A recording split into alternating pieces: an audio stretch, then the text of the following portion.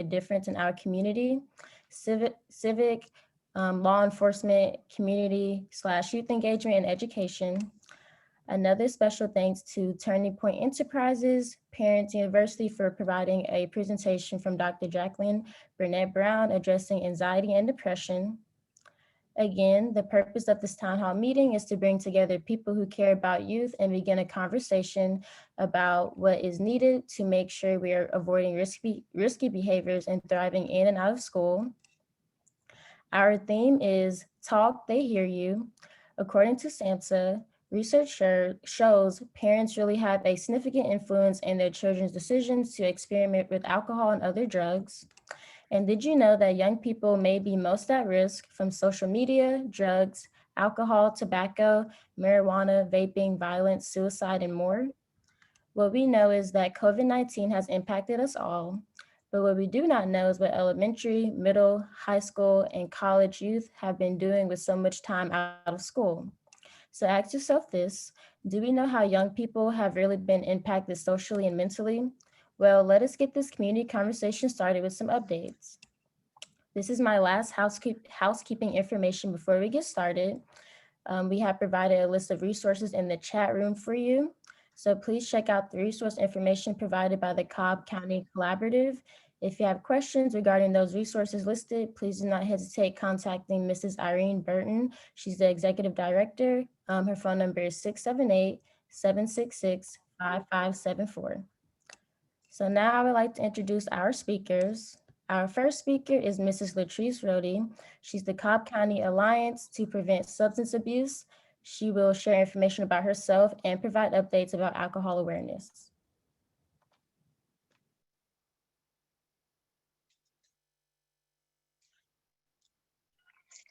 I am here finding that.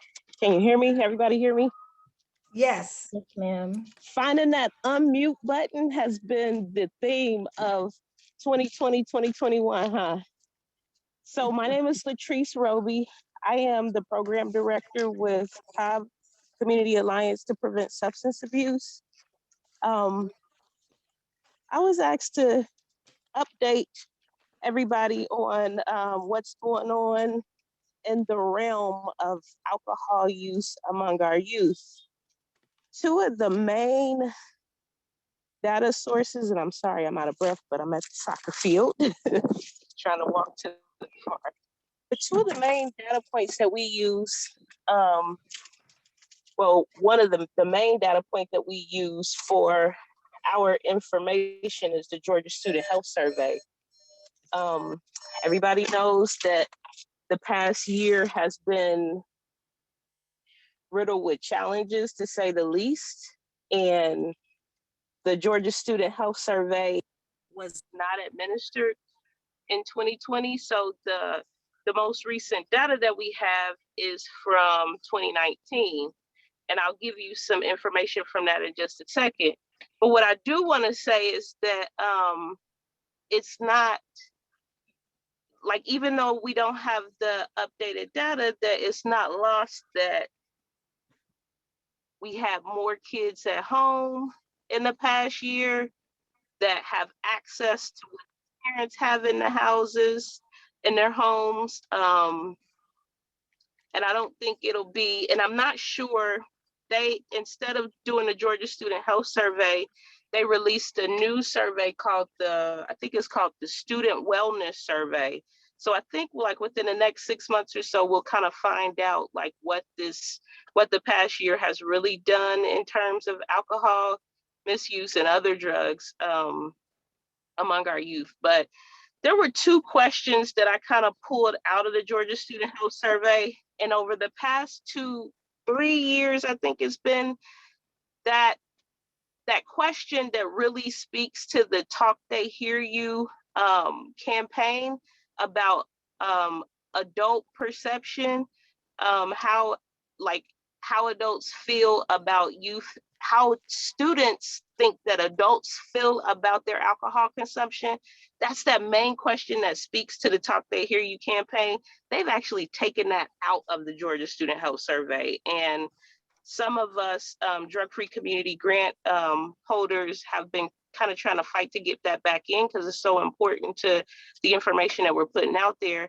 But anyway, that's not there, but there were two questions that really kind of stuck out to me that I wanted to kind of go over with you. And I just pulled the data for the high schools, and I'm sorry, but I didn't have enough time to kind of drill it down to just the West Cobb high schools, because I usually look at the Kennesaw high schools and then Marietta High School as well, but I just tried to pull all the Cobb County high schools and kind of throw that in there. So the first question I looked at was 30-day use. That's one. Like, how many, like during the past 30 days, the question is during the past 30 days, how many times have you had one drink or more? So this is the 30 days preceding them taking this survey. And so there were 24,905 high school students that took the Georgia Student Health Survey, that responded to the Georgia Student Health Survey. And of that, like the largest response, we got about 1,966, so almost 2,000 students that said that they had one drink or more 1 to 5 days in the 30 days preceding taking the Georgia Student Health Survey. That was the highest response. We only had, it was 21,000 who said they didn't have any alcohol, 192 that said it was 11 to 20 days, and 390 that said 6 to 10 days, and a little over 500 students that said that they had alcohol more than 20 days preceding taking, in the 30 days preceding that Georgia Student Health Survey. I look at this and say, like, I do a lot of stuff with positive social norms. So instead of focusing on what the kids are doing wrong all the time, I really like to focus on what they're doing right. So I look at this and I'm like, I'm hurt that 2,000 students felt like they needed to have alcohol, or I mean, if you add it all up, a little over 3,000 students felt like they needed to have alcohol. But I see the hope in that, in the fact that 21,000 students did not have alcohol. And so I really try to focus on promoting that and trying to make sure that we don't think that we don't pass the messages on that using alcohol is the norm, and that we realize that most kids aren't doing this, and we let the kids know and the parents know that it doesn't have to happen and your input matters. Any questions about that? I know because I don't have the slide, it might be a little, you might lose me a little bit, but any questions about that one? No, that was some good info though. Awesome. So then the second question that I looked at on the Georgia Student Health Survey was age of onset. So like, what age did you start drinking? You know, so we know at least around 3,000 students said that they had alcohol. Okay, so well, when did this start? So there were a couple options. The options were never used, and we had about 17, it's same 24,000 students, 24,905 students were surveyed. You had the options of never used, you had 9 years, 9 years old, 8 years or younger, 18 years old, 17 years old, and then it goes down from there. The highest response rate of when they started using, believe it or not, was 8 years or younger. There was a little over 1,000 students, 1,072 students that chose 8 years or younger. Some people will say, oh, they're lying or whatever. Well, just so you know, like with this Georgia Student Health Survey, there are they have algorithms, or I don't even know what they call it, but it's built into the survey to kind of find out if the answers are inconsistent, and they actually throw that data out. So, I mean, you might still get some false answers in this, but still, over 1,000 students said that they started using at 8 years or younger. So what that tells me too is that like a lot of our interventions, we focus on middle school and high school. And I think a shift is happening, that we're learning that we need to start having those conversations even younger. And I know, like in my house, but I work in substance use prevention, right? So in my house, like having a conversation about substance misuse or drugs, or even about, I have a son that has asthma, and my other son is always like, oh, well, I want some medicine too. Even having that conversation about, you don't take medicine if you don't need it, and you don't take medicine that doesn't belong to you, needs to happen a little bit earlier in our homes. And not like, I know people who will pacify a kid like that and just give them a vitamin. They'll give the other kids their medicine and give them a vitamin, but I still think that that's sending the wrong message. It's like, you don't need it, you don't need to take it. So that is my update. Thank you very much. Thank you, Mrs. Roby. So our next speaker is Cobb County District 4 Commissioner, Mrs. Monique Sheffield. She will also share information about herself and provide updates about alcohol awareness. Good afternoon. Can you guys hear me or see me? I can hear you. Let me see. They're going to see your picture shortly. There you are. Oh, Yes. I'm actually live if you want to. I have my video on right now. You. But anyhow, thank you so much for the invitation today. And I just want to kind of echo some of what was shared in the last presentation. And people don't typically look at or view alcoholism as alcohol as a drug, when in fact it is. And it's alarming to me that the ages are starting, as young as 8 years old. And it's interesting because the presenter that just spoke, she mentioned that she would administer medication to one child, and the other, of course, if you have a sibling, then you understand you want everything that your sibling wants. But I think it's very critical. And in Geneva, let me just pause and thank you guys for bringing this awareness and keeping this awareness in the community and on everybody's radar. On everybody's radar. Oh, absolutely. And, when you think about alcoholism or even nicotine, which is also a drug, and vaping has become very popular with our younger generation, and they're making it very desirable among the young population by having different flavors and things of that nature. But I thought I saw a law recently that's going to restrict flavored vaping. I read that recently. So, the awareness is there that the younger generation are engaging in this type of behavior. But, with last year, before I even talk about COVID, and I think that we have probably talked so much about that ad nauseum, but I think it's important for people to understand as well that the youth, they also have their own set of problems, and it doesn't necessarily involve bullying all the time. I mean, they're dealing with real life issues. They're dealing with family issues. And we can all think of times when we were young and growing up. And, the issues that I dealt with when I was growing up as a child was abuse in my household. And I mean, when that type of behavior and you're trying to learn, you are stressed. So even at that age, you're looking for a stress relief. And you may not know what that stress relief is until you have someone that someone may introduce you to some type of drug or alcohol when in fact they should not. But a lot of times we find that as an escape to get away from our problems. But our children also have problems. And in this day of social media and bullying, and everybody's thinking, well, the younger generation is just thinking that everybody else's life is so grand when theirs is not.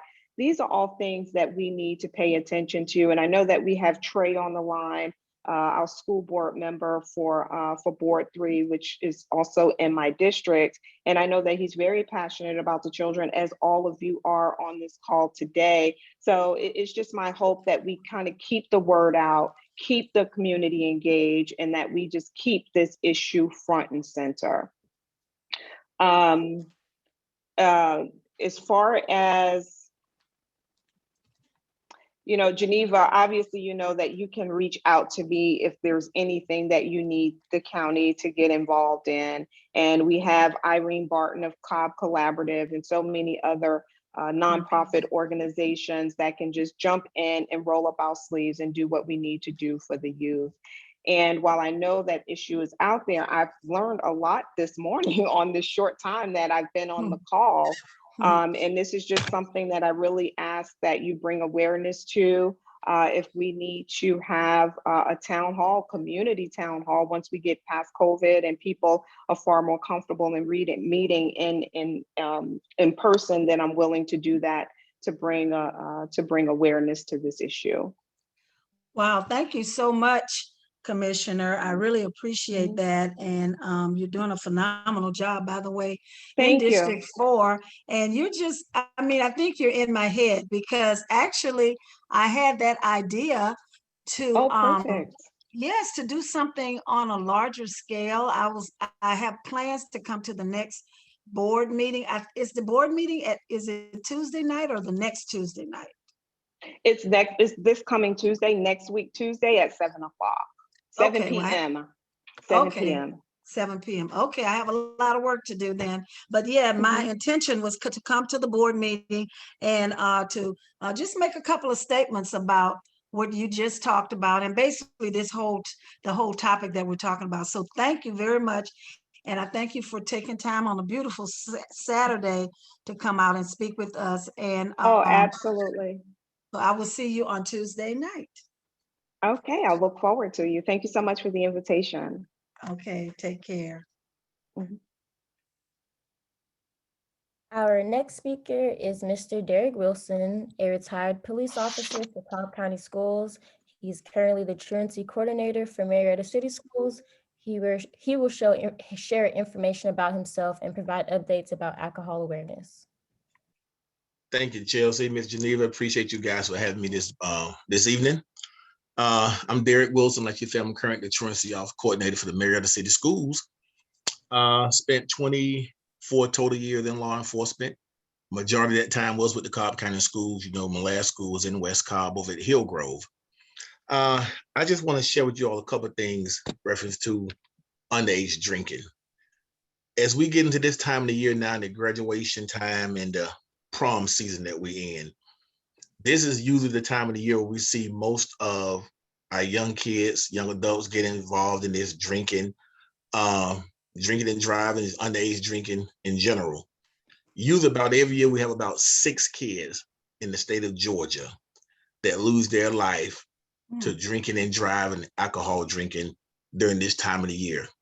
And I think it's so important that parents talk to their kids about the risk of underage drinking. This year, the graduation time, kids starting to get ready to go off to college. When you get into college, you get involved with a lot of parties and fraternities and sororities, still underage drinking. I think it's so important that we as parents, stress to our kids, that the legal age to purchase alcohol is 21. And then just because you obtain that age of 21 does not mean that you have to drink. They don't have to be pressured into drinking. The average price now for a 6-pack of beer is probably about $8. But once you get caught drinking and driving, or you get the DUI, you get a ticket for drinking and driving, the legal fees, the probation fees and fine, the community service fees and fine, you wind up spending $5,000 and $6,000 for an $8 6-pack of beer. That puts families in a financial strain just by that bad decision and choice we're making doing that. So we have to talk to our kids about this risk of drinking and driving and this underage drinking. Also, if you have kids that are in school, especially in high school, get to know the officer in the school. Communicate with the officer in the schools. There are a lot of times they can be your eyes and ears to see what's going on with your kid when they're not with you. Because a lot of times as parents, we all believe that, hey, when our kids are not with us, then, we think that they're doing everything that we trained them to do. And sometimes that's not always true. And underage drinking is rampant here in Georgia, especially in the metro Atlanta area. And I can say in the West Cobb area, because I spent the last 8 years as an officer in this area.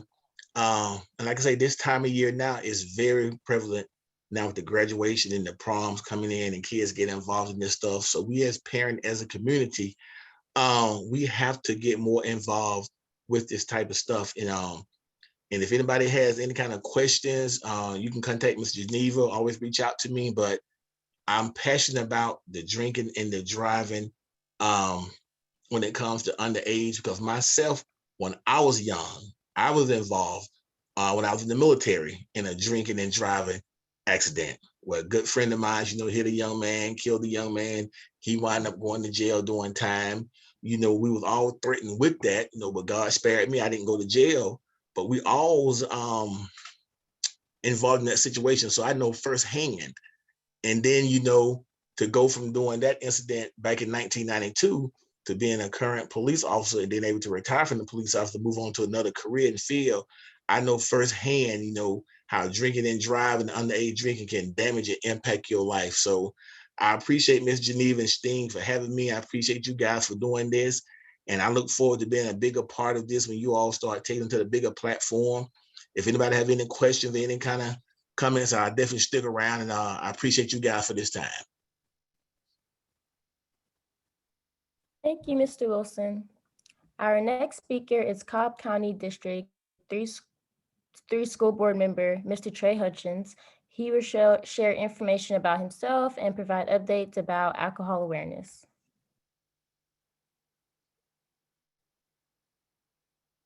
Thank you. Can you all hear me? There we go. Yes, yes. Thank you, Ms. Geneva, for having me. This is good so far. A couple things I want to highlight and bring up. And of course, I served post 3 on the Cobb County School District Board of Education as of January of this year, and so I'm appreciative, and it is my honor to serve each and every one of you in that capacity on the Cobb County School District Board of Education. And that includes Mableton, Austell, and Powder Springs. So what I wanted to say was the data was alarming, actually. And it made me think that there is some work that needs to be done collectively. And I was excited to hear our commissioner reference a town hall, because I started writing town hall as we were, as she was going through that data. And I think it's going to be a multi-tiered conversation between the Cobb County School District, Cobb County government, our judicial system, and also our law enforcement people. Because I know that there's all types of accountability courts and things opening up. And I know that our DA has things that he wants to do in regards to, these restorative justice and restorative practices. And I was talking to Judge Kareem West with our Juvenile Justice Department, not in regards to truancy and things of that nature, but I think this is a bigger conversation that we need to have in regards to it. One of the things that is concerning is that we don't spend enough time talking about gateway drugs like we used to, cigarettes early, and then that morphs into, marijuana, and marijuana is pervasive in our community, and other opioids and things of that nature, because regionally we have concerns. So, something is big in North Cobb, stuff is big in South Cobb, stuff is big in West Cobb, and different areas have their own focus. What we need to do is come together and figure out how we can address it countywide. This right here, whew, I don't know. I thought I was coming on for one thing, but then once we got here, it got deeper. So thank you again, Ms. Geneva. We need to have more restorative practices, and for our young people, especially when they get involved with peer pressure and different things that lead them down the wrong path.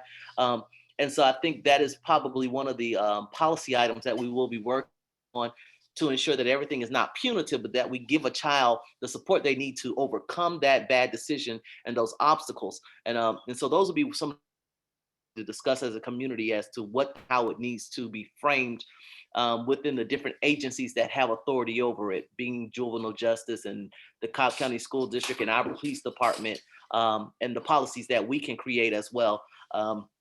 And I think that'll be one of the areas in which we can work together. I see the Kiwanis is on here as well, and some of our other partners. And I think this is a big conversation that we can have and move forward this year. My only concern is, now that we are in a climate where everything is about critical race theory and all this kind of stuff, and now they are attaching those other supplementary programs like social emotional learning and trauma informed training and diversity, equity, and inclusion training. They're throwing the baby out with the bathwater when we start talking about critical race theory, and programs such as this, where we're talking about restorative practices, oftentimes get lumped into that, and we can't get them pushed like we need to. But it's going to have to be a community initiative to make sure that we are supporting our children here in Cobb County, to make sure that they have an opportunity to be productive citizens. So thank you again, Ms. Geneva. I'm interested in assisting with that town hall that's being thrown around right now, and see how we can put some feet to that. All right, thank you. If anyone has any questions, you guys always can reach out to me, and we can make this happen. Thank you, Mr. Hutchins. Once again, I am Chelsea Williams, Alumni Director of Sing Inc., and a senior at Kennesaw State University studying public health education, and it was my pleasure to serve as the facilitator. At this time, I would like to present our Executive Director, Mrs. Geneva Vanderhorst. Once again, thank you, everyone. Thank you, Chelsea. And I want to thank everyone again for coming on. I am, inundated with all this information about underage drinking. Several years ago, actually, probably about 10, I served on the board of the Cobb County Alcohol Task Force, and things are more alarming now than they were then. They were shocking then and more alarming now. So I want to thank Ms. Robbie, Commissioner Sheffield, Officer West, and actually I should be moving the slides. I'm sorry, I'm here, guys. Trey, I forgot to put your picture up. I apologize. School board member Trey Hutchins, and Mr. Hutchins just started in January, but he really started prior to January. He has been a pillar in our community as PTA president and other roles for many, many years. So I want to thank you again, Mr. Hutchins, Officer West, Ms. Robbie, and Commissioner Sheffield. I'm grateful that you guys came on today to give us the information that you gave us. And we will move forward with putting together more than likely a coalition of partners and parents. I see some of my parents are here. Some of my parents that are here are out of state, but you're certainly welcome to join in with us. And I will be going to the commissioners meeting on Tuesday to speak about bringing more awareness to the Cobb County underage drinking situation that we have, and possibly starting another conversation with our community partners. I wanted to say one or two things in case I know some people have to jump off. I had a couple of little updates I wanted to give in regard to Sting. First of all, I want to thank Ms. Joan Trent. She's behind the scenes. She was her role was getting everything together. She provided the PowerPoint. She provided most of this information. She helped us with getting Ms. Latrice Robbie on. Ms. Joan Trent formerly worked on a grant over at the Morehouse School of Medicine, and she's very astute in that area. And I'm grateful she's one of our advisory board members. So thank you, Ms. Joan Trent, for getting everything together and contacting SAMHSA and working in that role that you have. I wanted to let everyone know that on June 6th, we will be celebrating our seniors, the class of 2021. Most are going to college, some military. The college students, most have full rides or close to full rides. We're still working on scholarships so that our students can go in and go to school debt-free, come out debt-free. And I want to start with this plug because we have a very robust schedule for 2021-2022 school year. And I want everyone to know, and I need everyone here on our team, we will be visiting Washington, D.C. next spring break 2022. And we will be visiting Howard University and George Washington University. And we will go over to Hampton and Norfolk State, then come back to North Carolina A&T and Johnson C. Smith in Charlotte. And then, or we may just go to Clemson. We haven't decided. We're putting the finishing touches, but we always end up at the AUC. That's with Clark, Morehouse, Spelman, and looks like Morris Brown will be in that picture again because they got their accreditation back. So we're putting that out. We will be moving forward during the summer with getting more information before we roll out all of the details. We certainly invite our students to invite other students. We will have requirements, community service requirements for our students that want to go on the Washington D.C. trip. So we will be getting you all that information during the summer. I'm looking to see if does anyone have any questions or concerns about anything that was spoken about earlier from Mr. Hutchins, Ms. Robbie, Commissioner Sheffield, or Officer West?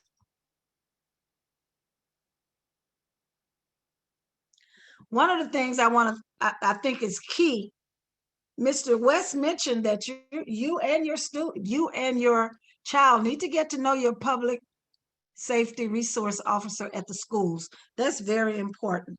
If you know your resource officer, that's a person you can go to, a person that may or may not, that more than likely can have another eye. You're not there with your child. They can have another eye so that they can give you information of anything that's going on in the schools that you need to know about. So at this time, I'm going to very impromptu ask Ms. Jones. Does someone have a question? Hey, Geneva, this Pearl. Hey, Miss Massey, how are you doing? Ready, how are you? I think you said Officer West. Is it Officer Wilson? Officer Wilson, I'm sorry. Did I put West on his? Yeah, I think he's hopped off, but I had a question. He's here. Trent. Oh, he's still there? Mm-hmm. I was wondering at what point is the parent held accountable once the underage user child is caught by the law? Is the parent ever held accountable in some kind of way? I guess I'm sure it'll probably be a case-by-case basis, I guess. Officer Wilson, are you still here? He may have, let me see. I think he went off. Oh, he did. I know Commissioner Sheffield had to leave. Okay. He is. Well, I'll get an answer to it. I'll reach out to him or either some of my other law Let me ask people. What about our school board member, Mr. Hutchins? Would you know that answer? Well, that was one of my concerns and questions as well, simply because kids have to have access. Right. How are they getting access to these things? Alcohol, what we see oftentimes is something that is in someone's house already, and that's how it starts. So yes, there has to be some type of accountability with parents. I'm not sure what that looks like. I often see it with kids that enter into the foster system as a result of gross negligence and things of that nature. But as far as, maybe a one-off or an incident that's not pervasive, I'm not sure what that follow-up is, but as well. Mm-hmm. Okay, thank you. Because I know I've seen some very interesting situations, particularly, when they're having, these celebrations, the parents are buying the alcohol or whatever they're using, and, the kids are there, and, it's really interesting. I think, I don't know, a lot of laws probably need to be changed. And I felt like if you add more accountability on whoever the guardian or parent part, it would kind of change some of this. Good afternoon. Absolutely. I would like to share as a driver's educator. I'm in the state of Iowa, but the law is the law.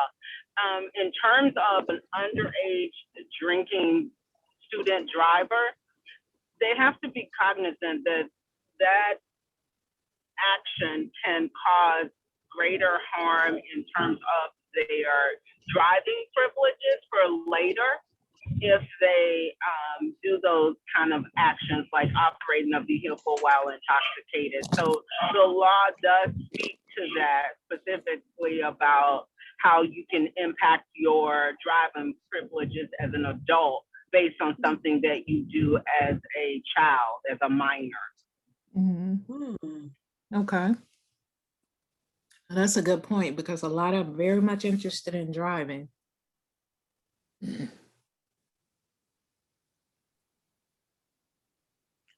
Thank you. Dr. Katrina, and thank you, Ms. Pearl, for those questions. Does anyone else have any questions? We're running ahead of schedule, and that is always good because anyone that's close to me know I never like to be late. I always say if you're early, at least you're on time. But I'm going to segue over real quickly to Ms. Deborah Douglin. I know she was involved in she may or may not be able to speak at this time. Ms. Douglin, are you here?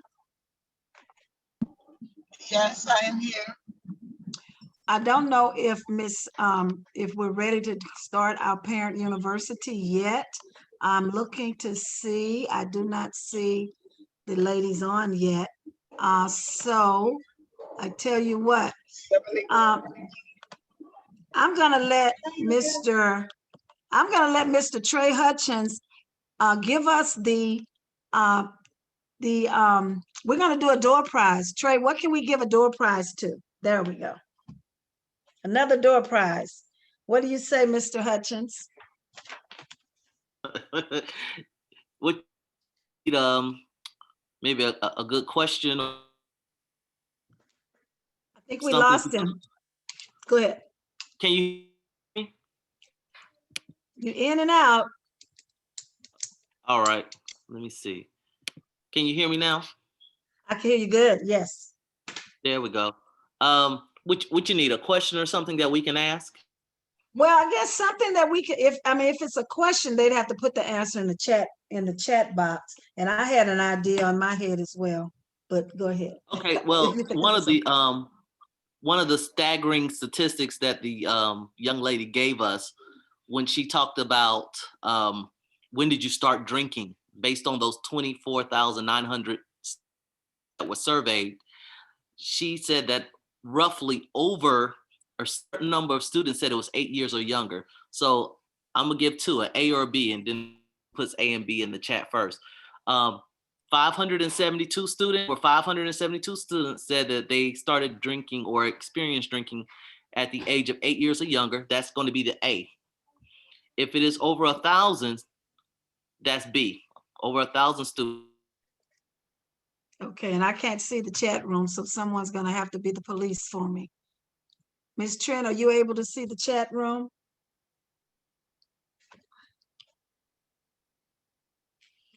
Has anyone entered their answer?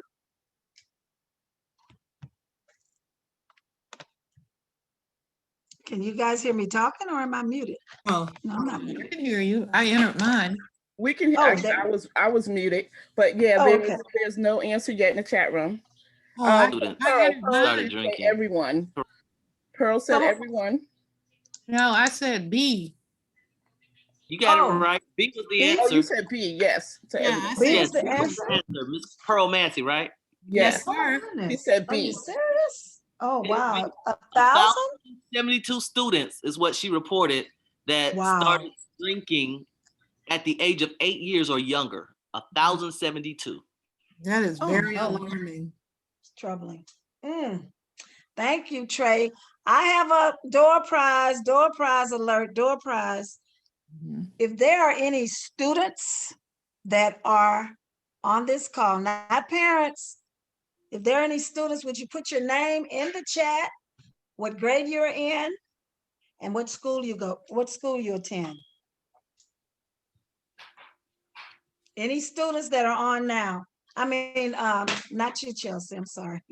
College or high school, if you are in STEAM, a member of STEAM.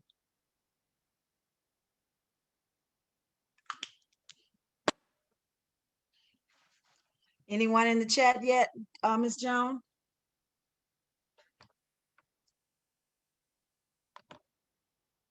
Sydney Brown, 12th grade, South Cobb High School. Yay, Miss Sydney. Thank you, Sydney. So the fourth, we have a Sydney Brown gets the prize. Breon Just Perkins, Breon was this, okay, hold on. Breon, college student, Bennett College. is that Miss Breon or is that Miss Breon's mother putting her name in there? We gonna be honest on here. Breon, can you unmute and say something, please?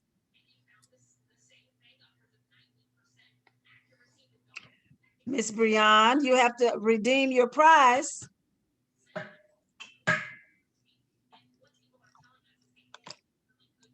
Brianna is one of our board members, by the way, guys. She's one of our board members, and I don't see her logged in. That's why I said that.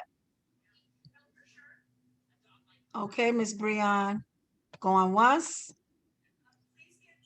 going But it looks like the notation says Breon wants to be on the committee. Oh, thank you. Brianna will definitely be on that committee. Okay, let me put that on here. And Mr. Hutchins, sometimes we don't, I'm glad she offered to come on, but sometimes we just put them on the committees and they look up and they're on the committee. So I'm glad that she did offer to come on the committee. That will be good. She'll be a good resource for the young people over there in the South Cobb area. Thank you, Breon. So to recap, Q Harper and Odessa Harris were the two first people that came on the call. They won the first two door prizes. Ms. Pearl Massey answered the question, and Ms. Sydney Brown was the student that is on the call. Sydney, do you have any information you'd like to share student-wise, anything about drinking or that you've experienced? I'm assuming because you guys were in school, they were in school, virtual school, so there may not have been a lot of experiences other than anything that happened prior to your senior year.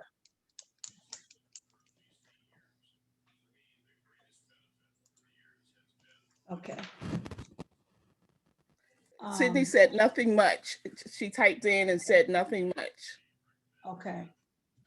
Gotcha. Guys, I always have to toot Sydney's horn. Toot my horn regarding Sydney. Sydney received 18 college, no, wait a minute. I think she received 24 college acceptances. She's still winding it down. You know, I'm trying to steer her in one direction, my alma mater, but she goes to South Cobb Magnet, is a phenomenal student, has been with STEAM since she was a little girl, and we're gonna miss her. But we're going to be, she promised me that she is going to keep in touch, and I'm grateful for that. So congratulations, Sydney. I know you guys will be graduating in a couple of weeks. So I'm glad that that time is fast approaching. So Deborah, I see that Dr. Hayward is on. I don't see her guest yet because I want to make her guest co-host. Could be wrong, but I do want to acknowledge the Kiwanis, Ms. Celeste Houston. Thank you for joining in. She is the chair of the South Cobb Kiwanis. Thank you for coming on. Mr. Jerry Houston is our military, on our board as military director. Mr. Jerry and I had a nice little send-off the other day for Mr. Elijah Frederick. Elijah is also a South Cobb High student. He graduated in December. Well, he finished his courses in December and he's leaving. I'm letting someone in. Okay, here we go. He's leaving very shortly. I think the end of this month, he's going over to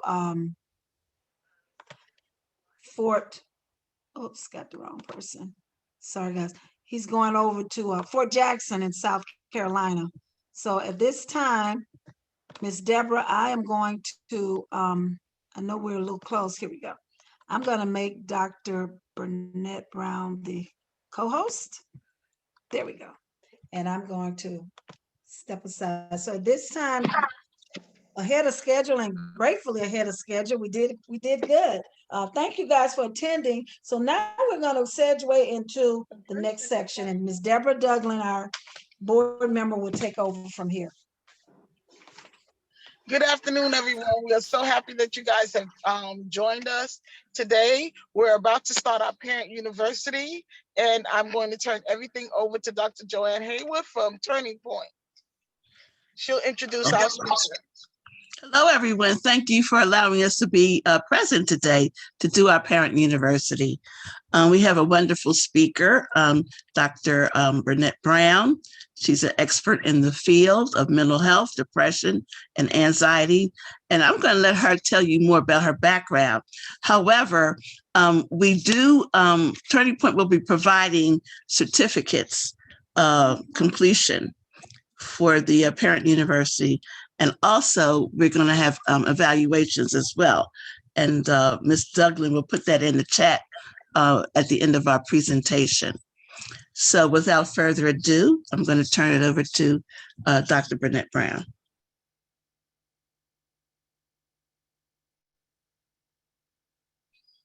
Dr. Brown? Yes, I am here. I'm just getting ready for my share. I did not realize I had to come up with 4 questions. So, okay.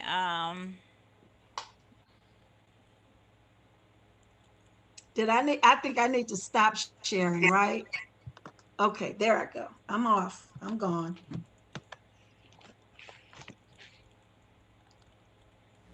Okay, sorry about that.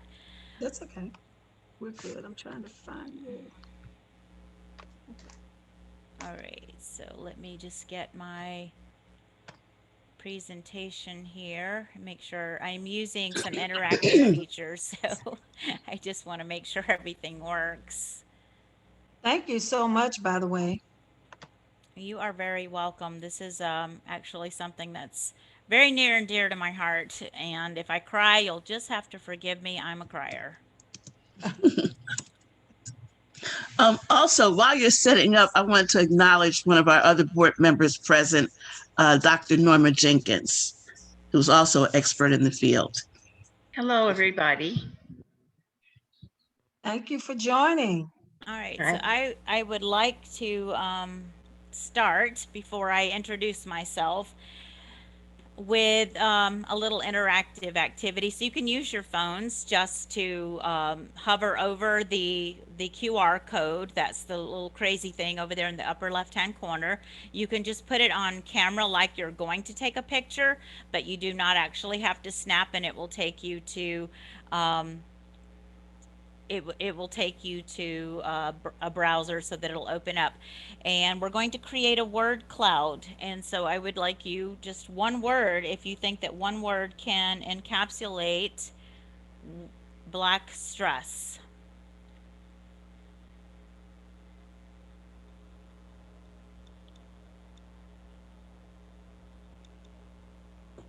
So, Doctor, we touched the three little green dots there? The 3 green circles? Can you see, oh, I see. do you see the QR code right here? Uh-huh.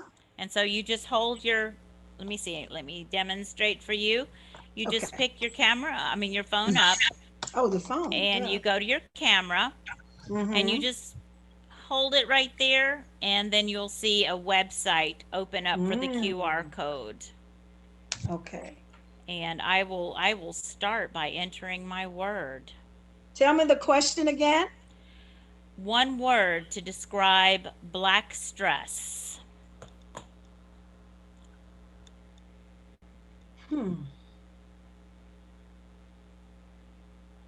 Just 2 words. That's okay. I wish it was 2 words. You can use 2 words. The thing of it is that there are some things that one word will not sum up. Okay.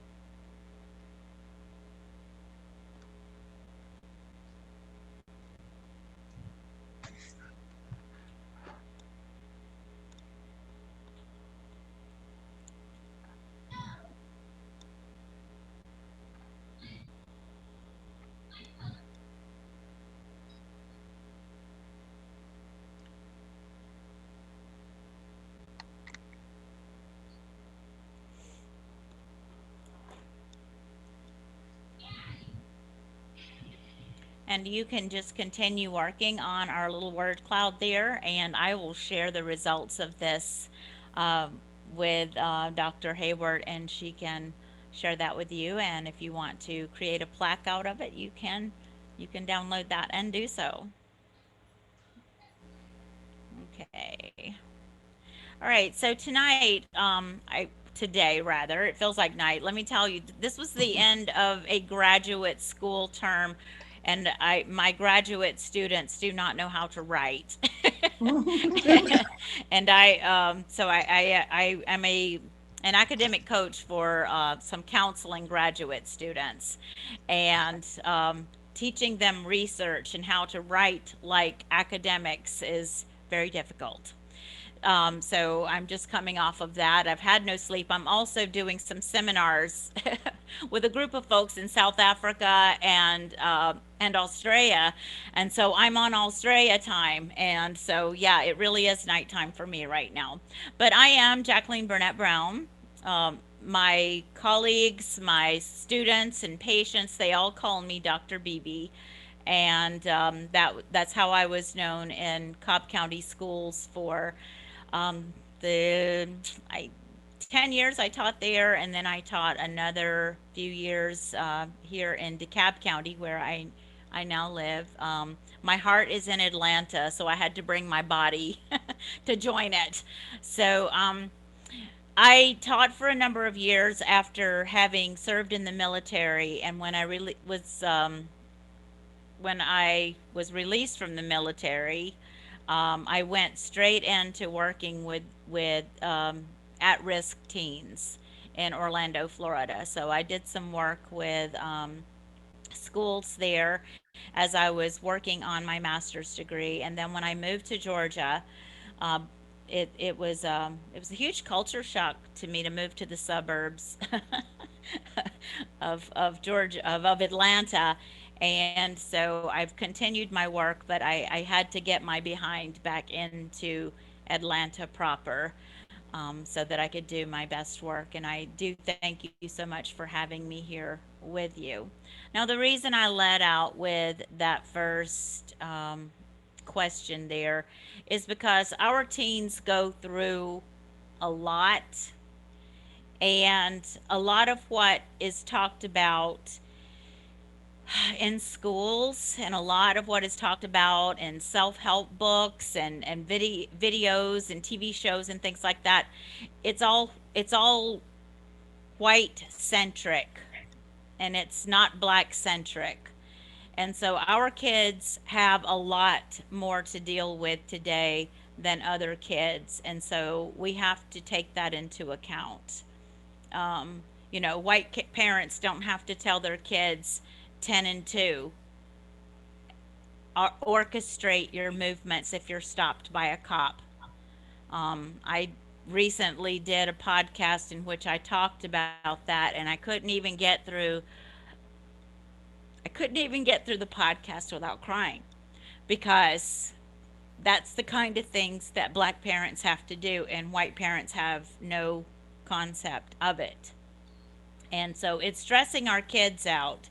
It The teens that I work with tell me that their parents aren't talking to them other than just telling them what to do to stay alive.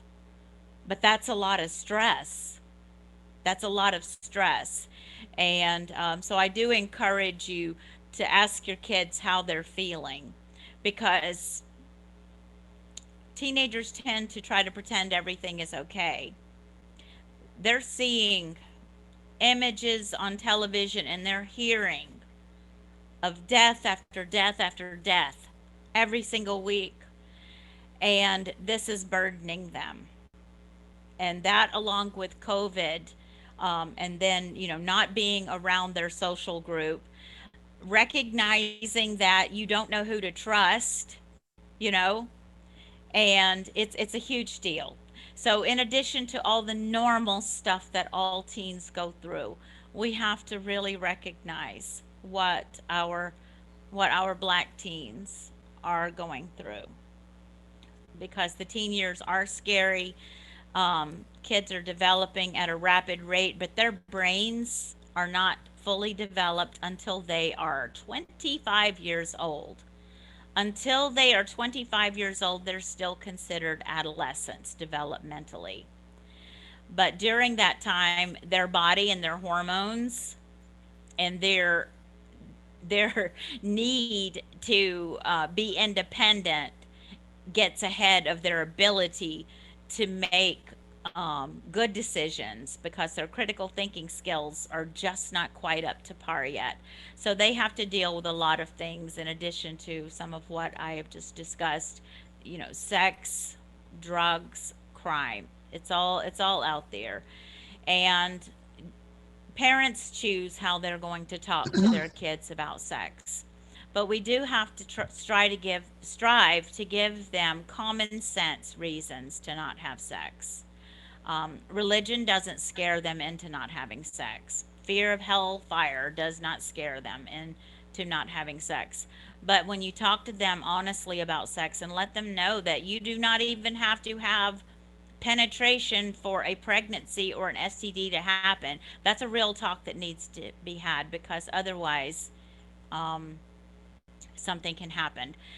There's no prophylactic in the world that can prevent a broken heart because our kids have had sex and they become emotionally involved with their partner or their partner is abusive. Drugs and alcohol, they're out there and they are easy short-term fixes for depression and anxiety, but they can turn into long-term addictions that will follow our children through adulthood. And crime. Now, whether our kids are victims or a perpetrator of a crime, the repercussions can have a significant impact. We know that there are grown people in our prison systems today that were arrested for having a joint on them when they were 17, and they can't get their lives back. So we have to talk serious talks to our kids about that until we can get some real social justice reform. So, what does a parent do about all of these things? You know, we actually are not with our kids as much as their teachers are or their guidance counselors. So, we have to make some strong decisions about this. Are we going to be the ones who talk to our kids really honestly and openly as a friend about these things, or do we want them to turn to their peers, poorly operated school programs, or from ourselves? I mean, I was a teacher and I also, my daughter was in high school at the same school where I taught. And so I got to find out exactly what kinds of conversations the teachers were having. And they, for the most part, were not real and open conversations. Her sex education teacher at school actually was a young man who was getting married and didn't have any clues whatsoever. So 10 tips to live by and will help your teens to live. Um, a frightening fact is that the average teenager thinks about death or dying at least time a day by suicide. And the reason for that is that sometimes life is painful. And the alternative to life is to not be alive. And so, one of the things that I tell the teens that I work with is that, suicide is final. Tomorrow will be a better day. It has an opportunity to be a better day if you give it, and that's in your hands. They need to know that that's in their control. When someone's thinking about suicide, there is nothing that you can do to talk them out of it. You have to let them know that they're in control. You have to let them know that it's their decision, but it will be the last decision that they ever make. And that's just straight up real talk. So have conversations with your kid each day, even if it's only for a few minutes, a real conversation. Look in their eyes and let them look into yours. This is so important. The eyes are the windows to the soul. And when our kids try to turn their souls away from us, there's something going on. So we got to get right up in front of them and look them in the eye. Turn them around, follow them around. Ask questions if your teenager is changing in any way that's not normal development. If they've suddenly become quiet and moody, irritable, that's something other than hormones. If they've suddenly started sleeping more, they don't want to go to school when they used to be excited about school. They're changing their friends, the way they dress. They're not sleeping right. Know your child's friends and befriend them too. It is so much better to invite the kid that you disapprove of into your home and become a role model for that child than to tell your child, no, you can't be friends with him or her, because they're going to still talk to that friend. There's a reason that that is their friend. And so you become a friend to the child that you disapprove of, and you may make a change in both of their lives. Schedule family or parent child time. When I was a teacher and I would talk about dinner time conversations, a lot of my students had no idea what I was talking about because their families did not sit down and eat at the same time. Each one went through the drive-through when they got hungry. And even though I was a single parent just raising my daughter, she and I had dinner together every night at the dinner table.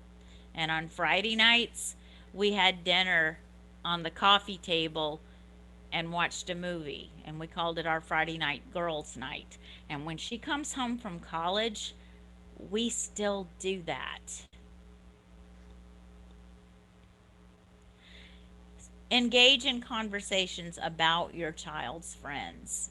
Really know what's important. Know what's going on with them. When you find out what's going on with your child's friends, it's a window into what they're having to deal with on a daily basis and some of what they're going through too. And encourage your child to talk about their day, their friends, their struggles, academic struggles, even if it seems like it's not that big of a deal. It's a big deal to them because teenagers, whatever it is they're going through, that's the biggest deal in the whole wide world because it's their deal and it's happening to them right now. Stay on top of their academics. It's a slippery slope, and let me tell you, education is not what it used to be. Teachers don't engage with the kids. It's all about teaching to the test. It's all about those scores. Teachers are terrified to engage with the students. They're told not to. They're told to connect and form relationships, but then they're told to be careful, you know. And we know that there are teachers that do bad things, but teachers are told what they can and cannot talk about in school. Race, racism, accurate history, those are all the things. I've got metaphorical bruises on my knuckles to this day for all the times that I broke those rules. But let me tell you that those grown students that I taught 10, 15 years ago, they tell me that what we're going through right now, they said, Dr. Beebe, you talked about this stuff then. You told us this was going to be happening, and it's happening. Yes, it is. And I just hope that they grow up and they talk to their kids and they let them know what was really happening when they were young. So being a friend does not mean not having rules. We do have to have rules and we have to stick to them. Consistency. A good friend is consistent in all his or her dealings. And that means with our kids as well. Some signs to look for that your teen is not okay: sadness or hopelessness, when they're using language that tells you that they don't feel that there's any hope, even if they say there's no hope of me passing math, listen. If they tell you it doesn't matter if I go to school, it doesn't matter if I tell you how I feel, listen.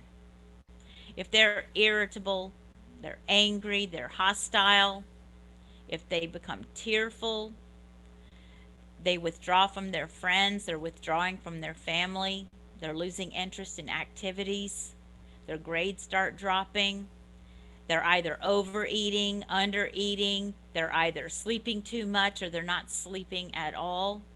Those are all signs of depression. Restlessness, agitation, they just can't sit still. I counsel one teen who tells me that he gets up and cleans his room at about 2 o'clock in the morning because he's just so stressed out all the time. I mean, some teens don't clean their rooms at all, but 2 o'clock in the morning, Did you see a package? that's a little bit See the package? out of the ordinary. So feelings of worthlessness and guilt. When kids are lacking their Oh, they must have put in the mailbox. their own sense of value, when they are lacking their own sense of value, this causes them to think more and more about taking their own lives. We've got a world out there, we've got a society out there right now that's telling our black kids that they are worthless, that they don't matter, that they are worthless, that they don't matter, that their lives don't matter. And I'll tell you that the biggest megaphone to this is when certain people are offended by yard signs that say Black Lives Matter.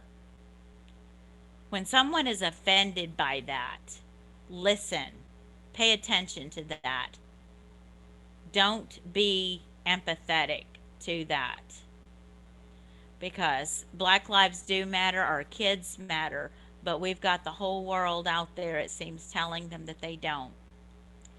When they begin to lack enthusiasm and motivation for things, when they're tired, they don't have any energy, they have difficulty concentrating, they've got unexplained aches and pains, thoughts of death and suicide.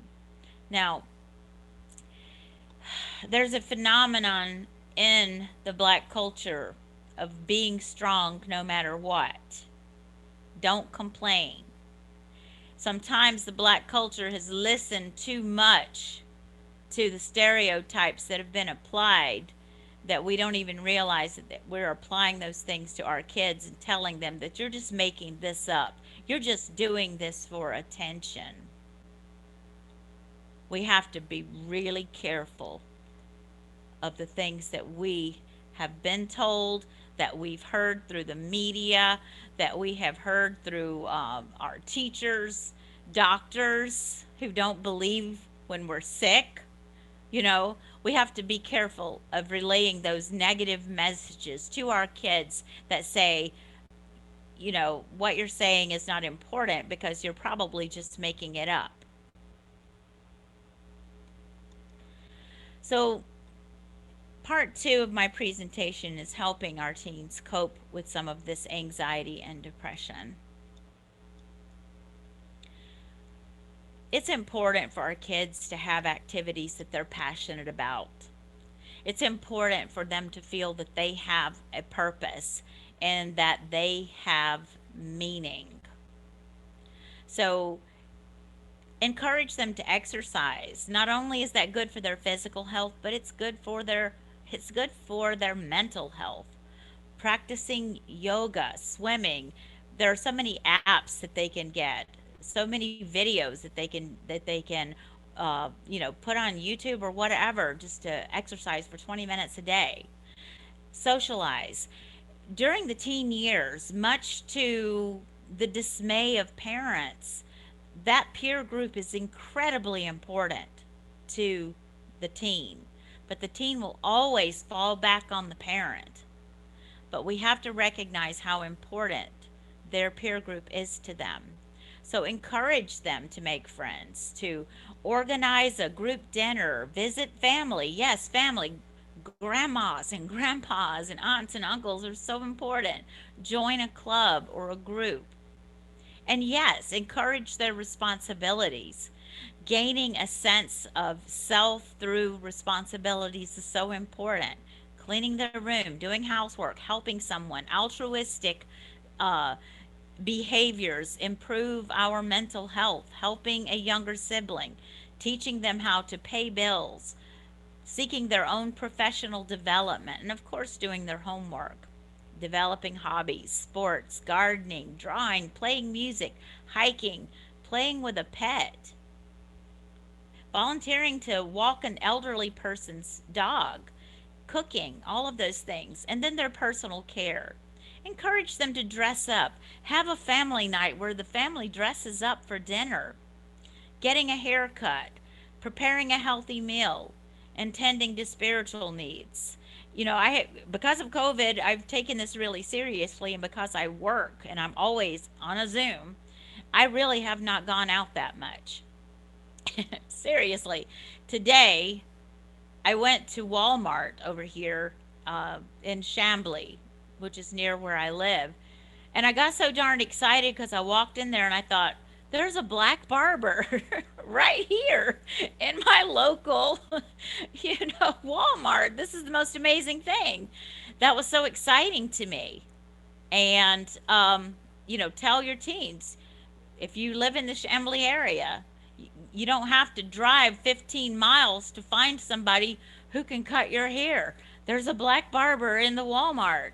So I don't know if they're in other Walmarts or not, but that just excited me so much. So encourage your teens and get excited with them about things that may seem insignificant to others, but hair is a serious deal. So encourage your teens to practice their activities and use some of these following tips to improve consistency. To start out small. Sometimes when even we as adults, we take on these big huge tasks and then we give up on them because we give up on ourselves. So start out small, and if needed, break the activities into smaller pieces. Some activities better than none, and make a plan. Set an alarm as a reminder, or tie an activity to something that they already do. For example, practice a hobby immediately after dinner every day. Bring a friend along. Including a friend will increase their commitment and make things more fun. Social supports are so important. Encourage your teens to lean on existing relationships. Make it a priority to socialize with friends or family every day. And say yes to socializing. Parents, depression makes it tempting to stay home, isolated from friends and family. And they can join a support group for anything that they're having an issue with. Counting blessings. This is something that actually works. I have many of my teens keep a blessings journal. So encourage them to do this. And parents, you do this too. Do this too. Write about 3 positive experiences from each day. These experiences can be small, like finding out that there's a black barber shop in the Walmart. The weather was perfect when I walked, to work, or big, I got an A on a test, or a promotion. And choose one of the following questions to answer about each of the 3 good things. Why did this happen? Why was this good thing meaningful? How can I experience more of this good thing? And repeat this exercise every day for a week. After a while, it will become secondary to their nature and also to yours to count those blessings. And then the best future forward. Help your teen to be future focused. Talk about who they will be. Ask who they want to be. Help them to visualize themselves at 18, 22, 25, and 30. Let them know that being a teen is not forever. And I got to stop right here and get in our reality. We want them to grow up. We have to tell the world to let our teens grow up. They can and will survive the regular teen stuff if they can just remember that. Never ever let your teen think for one moment that he or she is not valuable and that he or she is not an important member of your family. Always say and act on the love that you have for your teen. They will never outgrow knowing they are loved. The young lady that you see there receiving her high school diploma is my daughter. She suffered through depression all through high school, and she still does as a college student. And I'm still working with her on that. We talk every day. Every day. I am paying thousands of dollars for her to go to the school where she wanted to go. Her grades are not great because she suffers from depression, but money is just money. She will graduate next year. It's been a struggle, and I don't care about the money. I care about my daughter.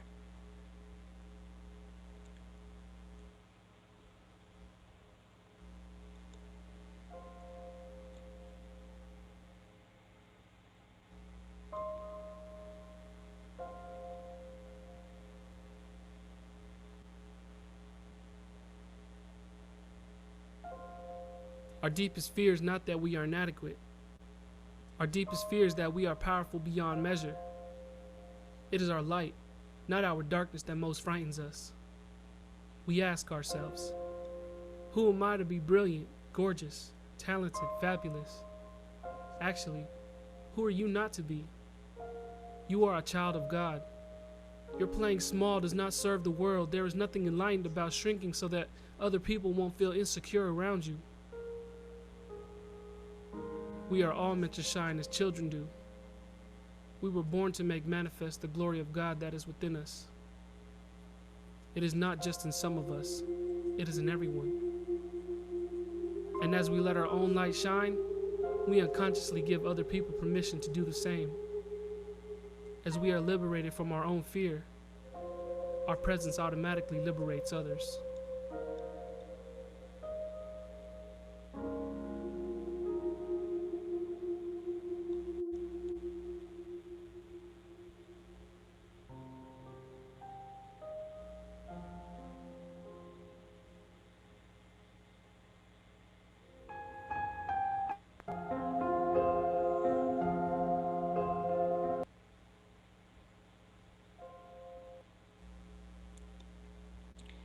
So, got a few questions for you for our raffle this evening. So, you've already got the application there. You might need to do scan again, but I don't think so.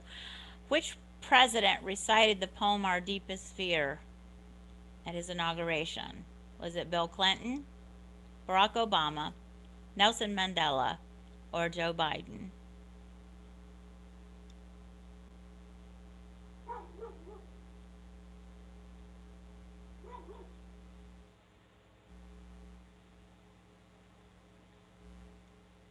Let me see, we should be seeing our results come up.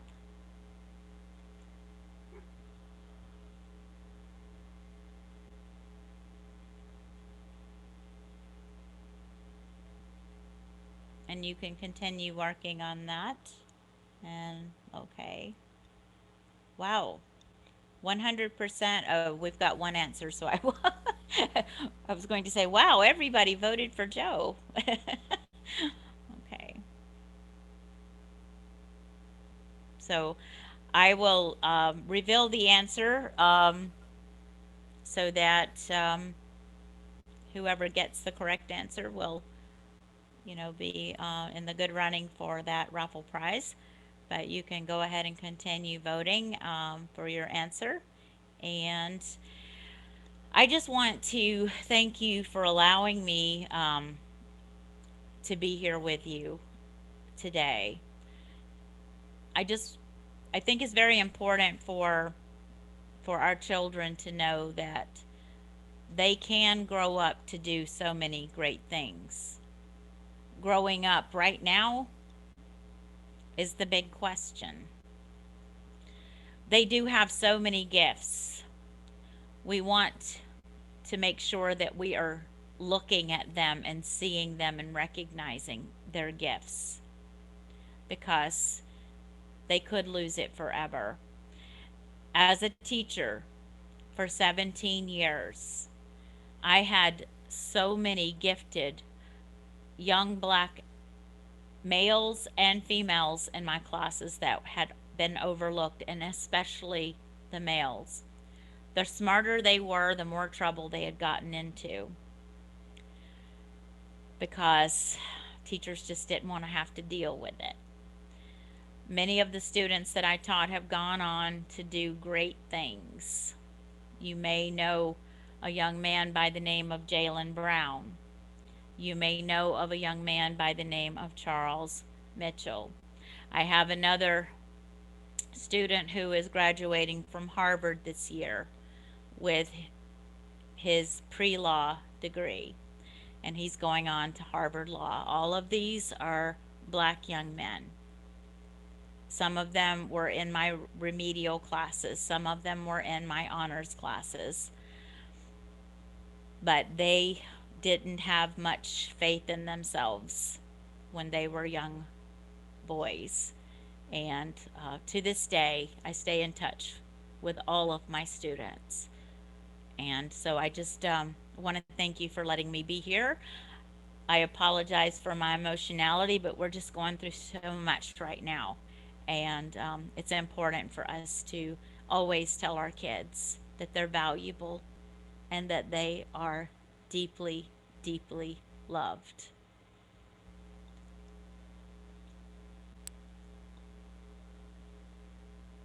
Thank you so much. Thank you, Dr. BB.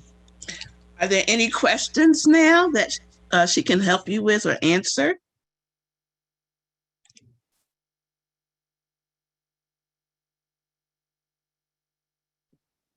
I would like to say, Dr. Beebe, this was really good. This is Trey Hutchins with the Cobb County School District Board of Education.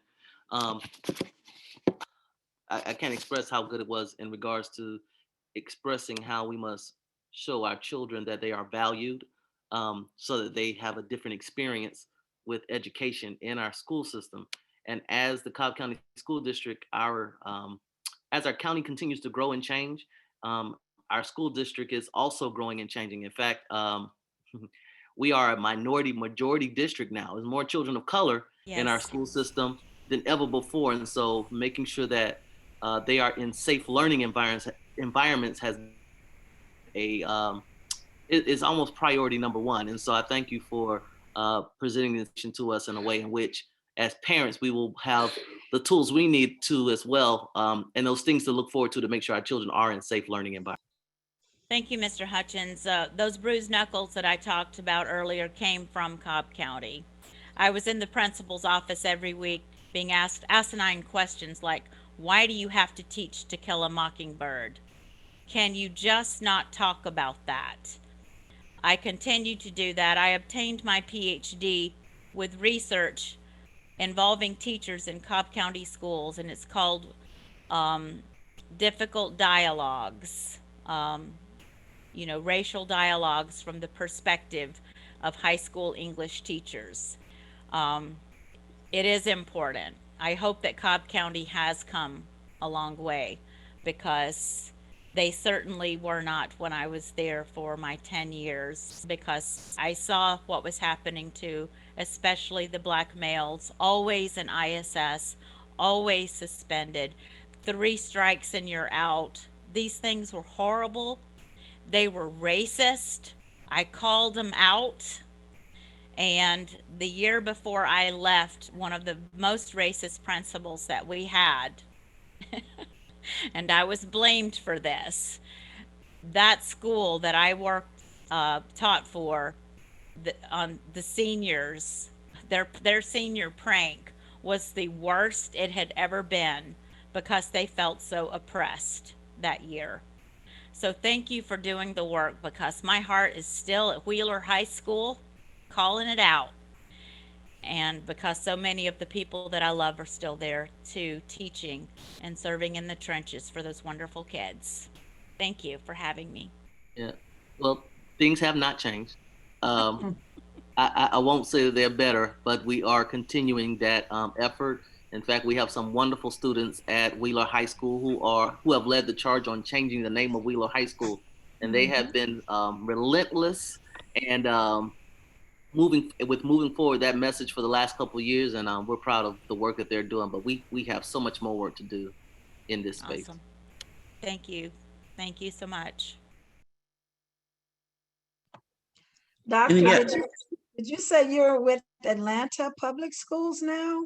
I taught for DeKalb. I moved here and taught for DeKalb, Mm-hmm. and then I actually decided to retire last year so Good for that you. I could do the work that I'm doing. I am a cultural diversity and social justice educator. I Mm. teach people. I teach people in corporations, in school systems, some government contracts. Last year was horrifying because NASA slapped me on the hand. I got some bruised knuckles from them because of an executive order from a president who shall remain nameless. We just call him the Florida man now.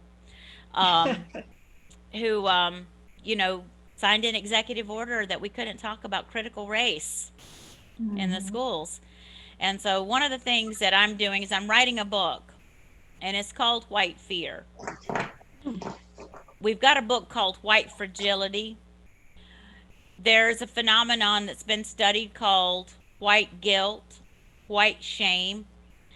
All of those are positive words when you think about it. Why do we have to have all these positive words to describe what white people have done to black people?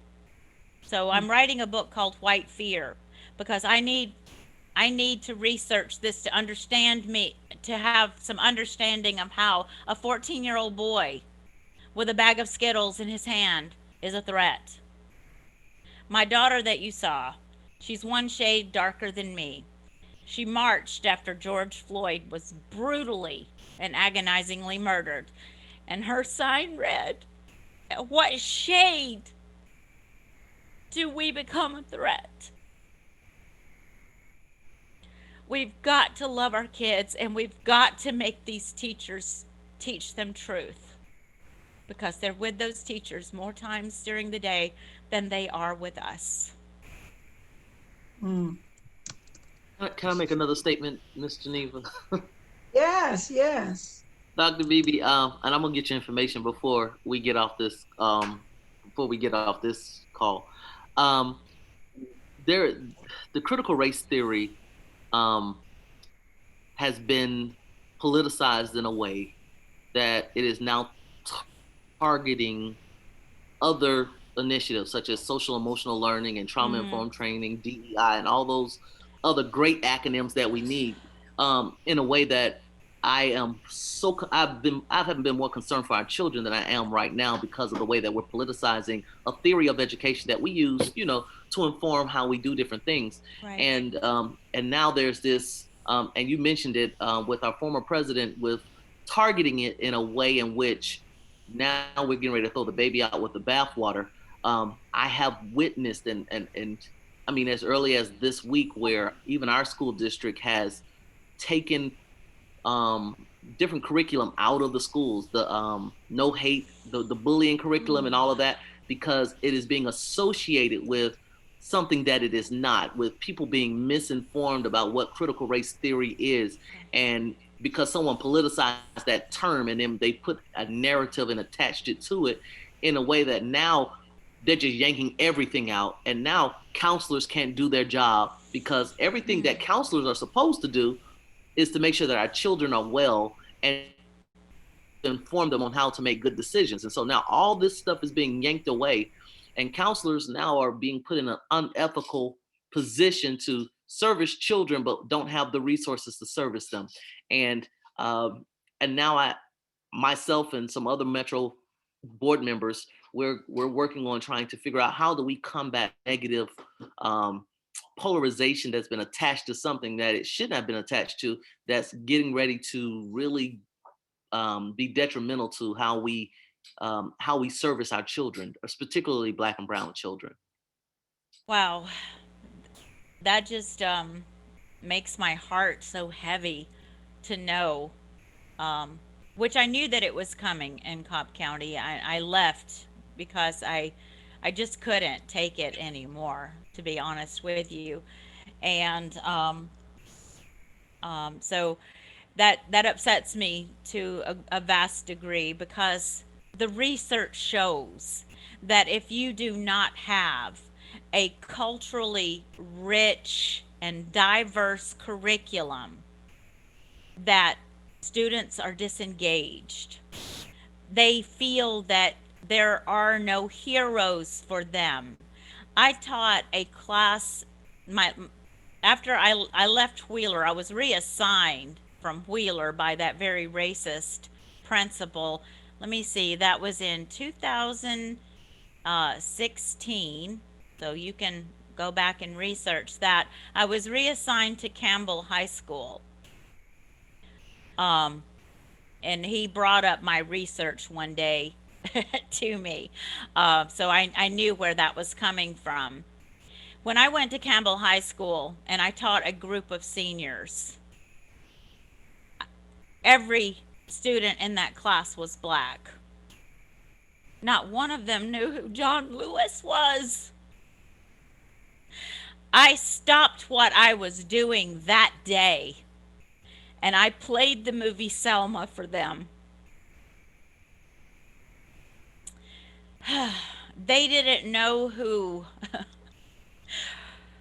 Reuben Hurricane Carter is. And so I got in trouble for doing that by that principal. That was also 2016, because I wasn't following the standards. When your Black children don't know who John Lewis is, what is going on? What is going on? So yes, Cobb County we need more Black teachers who will actually stand up. We need more Black principals. We definitely need more Black people on that board, because when I was always in trouble, I was always having to face a panel of old white men. So I am glad that at least there's a little bit of shift going on there. Dr. Burnett, this is Geneva again. One of the things that we pride ourselves on in our nonprofit organization is that we are not part of the school system. Good. So we very intentionally, I live in Atlanta, so I lived in Cobb County for years and years, and I moved here 3 years ago. We very intentionally talk to our students about race, and we let them know about the heroes in our race. And I may walk into a meeting, one of the meetings of our nonprofit, with my shirt on, one of my shirts, many, that says Good Trouble, or I have another shirt that says Unapologetically Black, because we want our students to be proud of who they are. Yes. And they don't know if we don't teach them. So I do find that a lot of our students, they don't know the leaders. If I said Fannie Lou Hamer, they would look at me, who's that? Everybody, during Black History Month, it's always Martin Luther King and Rosa Parks. Yep. That's it. Yep. They don't know any others. They're not taught any others. So what we do, and I like to say it like this, what we do on the side as part of their village, as an additional parent, well, actually like grandparents at my age, but what we do is we expose them as much as we can to who they are and their history. Good. And thank you for that, because when they are whitewashing, literally, our textbooks, and this didn't just start, by the way, in my dissertation, that you can find, and Cobb County is mentioned and called out loud. Back when I started that in 2000, I guess I started my dissertation when Barack Obama was elected president, and I saw what was happening. And I said, there's going to be backlash. I said it in my dissertation, and I said it in my conversations with the students and their parents. I said there's going to be backlash for the audacity of electing a black president. Don't think that racism is over. It is just now waking up again. You know, we've got another civil rights movement going on. We've got another reconstruction coming our way. And the fear that is here is that there are going to be more people who look like you and look like me and look like my daughter than there will be people who are considered Anglo-Saxons. I have an acronym. I call them WORMs, the white Republican males. They have lost their damn minds. And I will talk about it out loud every single day. When you've got people claiming that Republican votes were fed to chickens and then the chickens were burned to hide the evidence, we've got to do something. Our voting rights are being violated. Our children already were having a difficult time understanding the importance of performing their constitutional and civic duties. And now it's against the law to feed somebody a sandwich when they've been standing in line all day. So, I mean, I could go on all day long about this. You can tell I'm passionate about this. What we're seeing, Dr. BB, I guess I can call you Dr. BB. Yes, please. Is the shrinking of the white majority. Mm-hmm. And they've held on to this for so long, and they see it shrinking slowly in front of their eyes. And what they're doing is fighting against that in whatever way they can, whether it's with a Voting Rights Act, whether it's with, I know a police officer's not on the line now, but whether it's with, you know, over actively singling out our Black boys, and whatever way they can, they are seeing their majority shrink away. Mm-hmm. And with that majority comes a lot of benefits that they are slowly losing. And what they're doing is holding on. What the past president did was gave them a little more hope to hold on a little more. If they know it's going to happen, he just slowed it down a little bit with the border wall and all the other things. You know, the Charlottesville, you know, good people on both sides. No, it's not good people on both sides. So what we're seeing is that that's why they feel like, unfortunately, the Black male is a threat. Because they know what they've done over the years, many hundreds of years. And we don't want to talk about what they did to the Indians, took their land. I could go on and on. So I guess now all the parents know what Miss Geneva talked to your kids about when we're at our retreats and away from you guys. So and we let our parents, they know what we talk about. We talk about who we are, and we need to be proud of who we are. So that's what we're seeing, Dr. BB, the shrinking of the majority, and they're fighting it at all costs. Well, this is one thing that I want to leave you with today. I was right in my predictions in 2014 when my dissertation was published.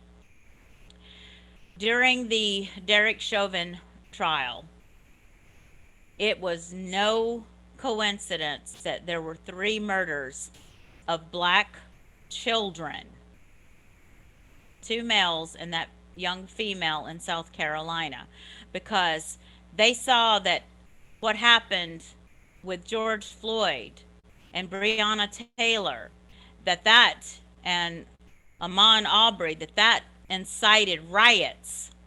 So they said, we're not going to kill the grown Black folk anymore. Let's go after their children. They are coming for our children. Please believe me when I say that. And we cannot We cannot let them have them.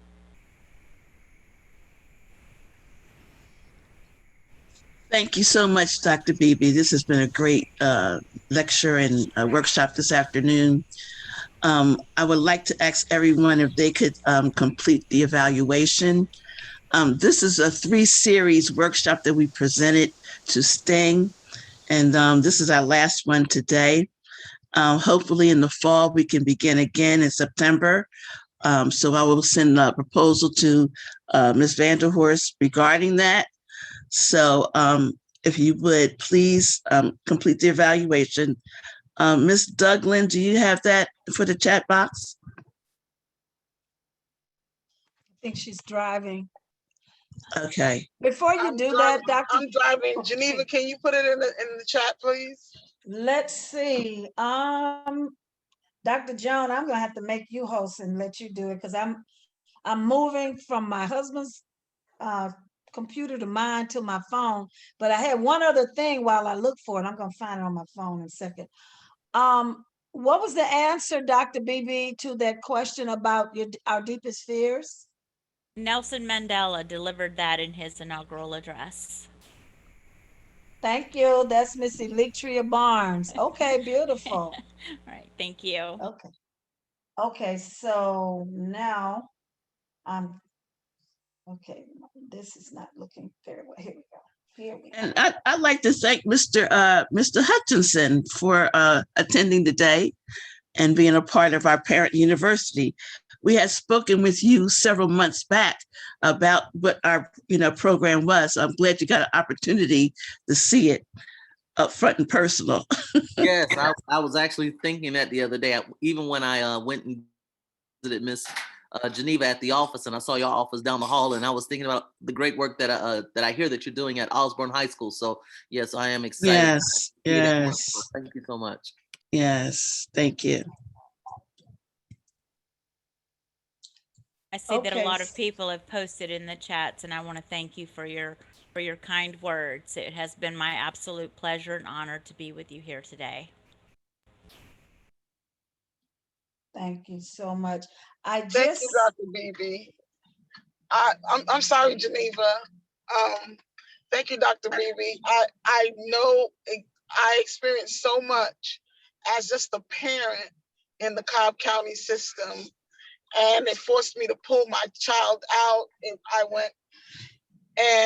went to the Capitol and got on the news and did all kinds of things fighting a system that at that time was a losing battle. So I understand just what you're talking about.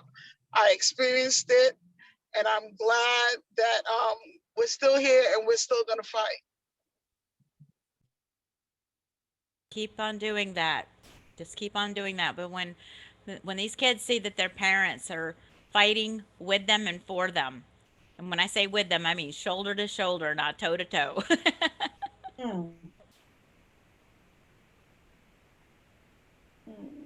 Okay. Okay, I'm working on getting the evaluation into the chat room. I mean, I'm sorry, yes. Okay. Are there any more questions or thoughts about our presentation? We are open to coming out to your organizations or various programs. You can spread the word. Starting in September, we'll be back again doing Parent University. We have a quite an extensive list of topics you could choose from.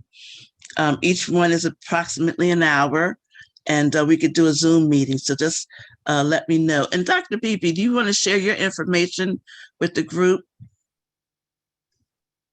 Yes, I can put that in the chat box.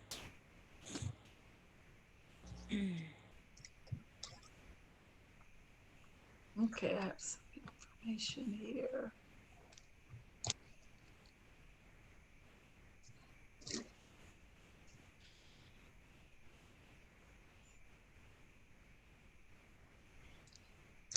We will be working with Osborne again in the fall. And then we got another inquiry from Campbell High School as well. So we plan on kicking it off again in September. Let me put my spectacles on to make sure that I've got all my proper stuff in there. Okay. Yes. And if you want more of what you've heard from me today, you can find my podcast where I don't pull any punches. Let me see. Yeah, if you can share that with us in the chat. And also, Dr. Joan, if you can share her podcast information with me, I can share it to all the parents. And let me just mention that several of our students graduated today. So this was the only time we could schedule our parent university, but we do have several students that graduated today. So some of our parents are away at graduation. Mhm. So if you can share, or if you can just offline share it with me, I will. Dr. I Joan, will. yeah, I will. Yeah, if you let me see, it looks like that went to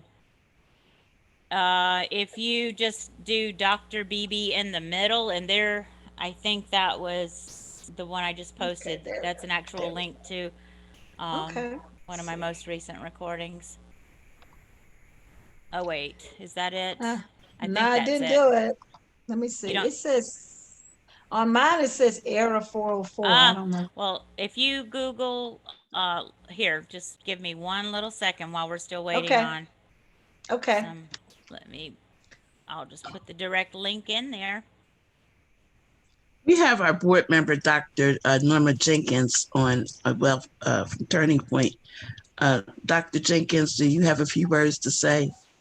I just want to thank Dr. BB and the other presenters as well today. We are so appreciative of the information.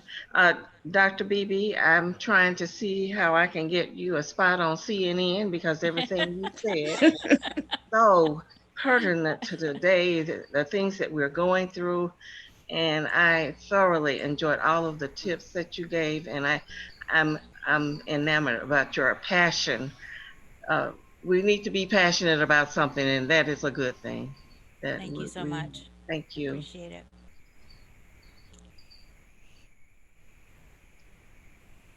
Thank you. So I was able to successfully put the website for my podcast. You can find me on Apple, iTunes, iHeartMusic. So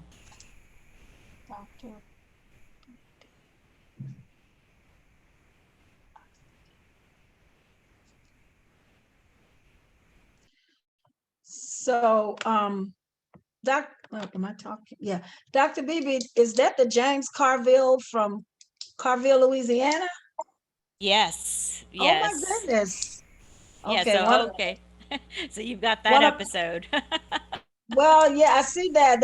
He's one of my favorite political Yes. folks. Yeah. Yeah, a lot of Okay, people thank took you. umbrage with what he said, and then I had to give it a listen because I have to be honest with you. When anyone asks me what are my prejudices, I have to say I have to own the fact that white Southern males with deep Southern accents frighten me, and this goes back to my ancestors. You know, it's just something that's deep in my DNA. So I do respect him, but I have to read him.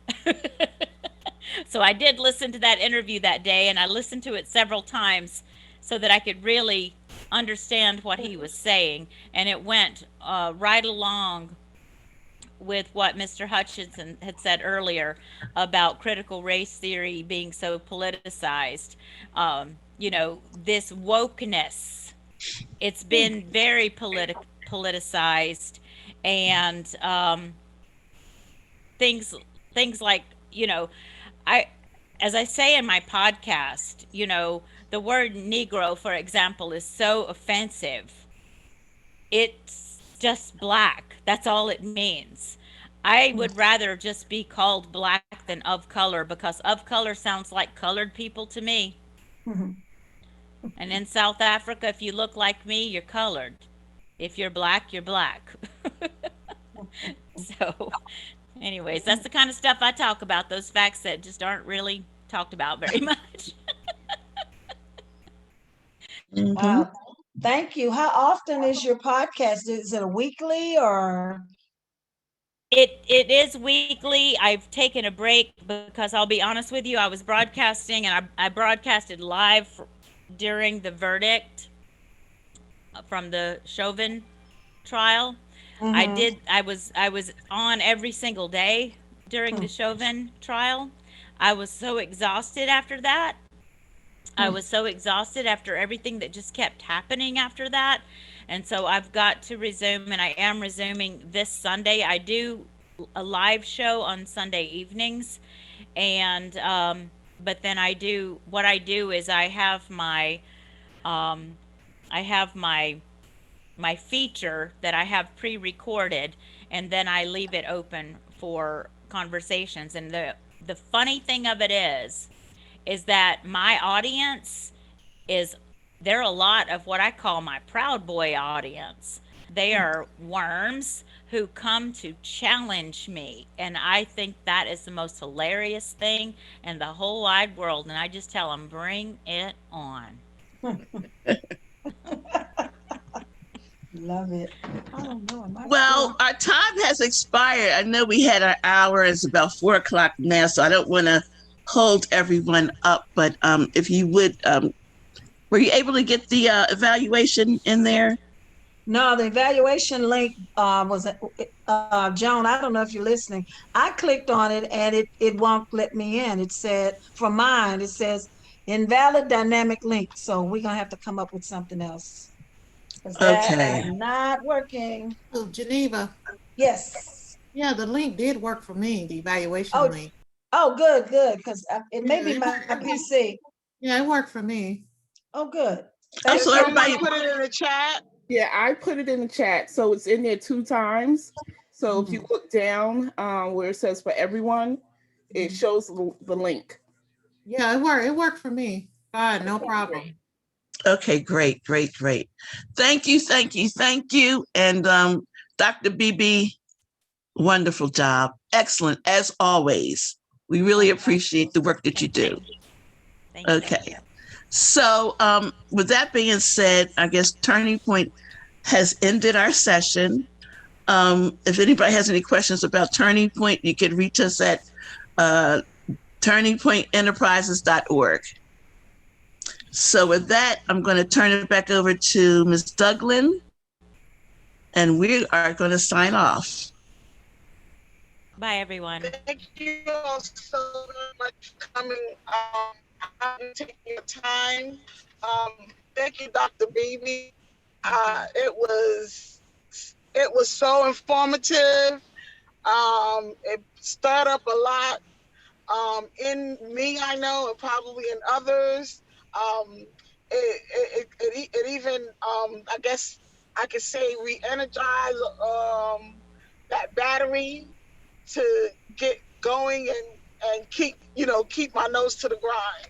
So I thank you so much, Dr. Beebe, for what you presented today. And I thank everyone else for coming to Parent University. Oh, I'm sorry, Joan. I'm sorry, Joan said my audio is not clear, but I'm driving. So thanks for coming. And Geneva, please save the chat. Oh, okay, thank you. Yeah, Deborah, I could hear you. I want to thank everyone for coming today, and I want to thank Dr. Joan for collaborating with us on our parent university. I know we merged our SAMHSA Prevent Underage Drinking with this opportunity, and we will join back up in the fall. Thank you for all the parents that came. I do want to mention some of our students graduated today, and we want to congratulate all them on June 6th. Thank you, Dr. Beebe. We feel like you're family now, so we will be, through Dr. Joan, reaching back out. And we oftentimes, Dr. Beebe, just an FYI, and Dr. Joan knows this as well, we are always looking for community service opportunities for our students.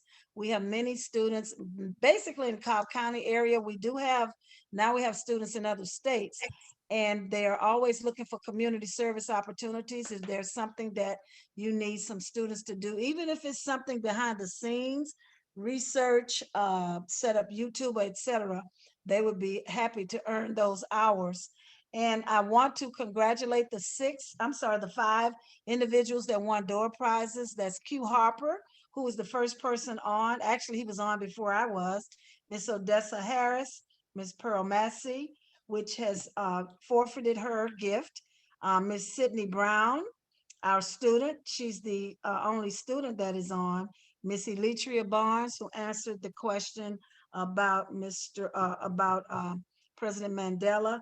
And the extra gift, I'm going to give it to, if you guys don't mind, one of my special friends who's on now. Her name's Carolyn Thompson, and I know this is a surprise, but I will connect with all of you within the next week to get your prizes to you. I'll probably deliver because I like seeing people. Some of you can come by the office if you're close. But thanks again. I know it's after 4 and we have a beautiful day here in Atlanta. So thank you very much, everybody. And I hope everyone have a great rest of the day, rest of the weekend. Thank you, Dr. Jenkins, as well. All right. Thank you. All right. Thank Bye-bye. you. Have a good week. Thank you. It was awesome. All right. Thank you. Bye-bye. Mr. Harper.